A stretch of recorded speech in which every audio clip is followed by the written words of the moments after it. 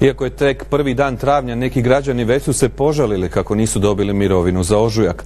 U Mirovinskom zavodu poručuju da će svi dobiti svoje mirovine na vrijeme, a mogli smo malo prije čuti premijera Plenkovića, isplata ide 8. travnja. Isplata mirovina kao takva uopće nije upitna.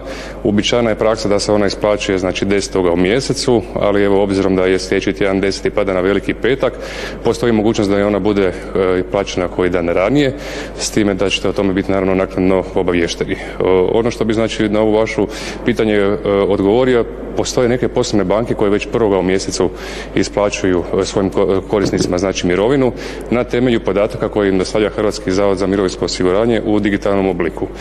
Ukoliko se dogodila situacija da neke od poslovnih banaka danas nisu isplatile te mirovine, to je jednostavno poslovna odluka tih banaka i mi kao Hrvatski zavod za mirovinsko osiguranje na tu poslovnu odluku nemamo utjecaja. Ali još jedanput bih samo naglasio da obrada i isplata mirovina za ovaj mjesec kao i za prethodne što su bili nije upitna.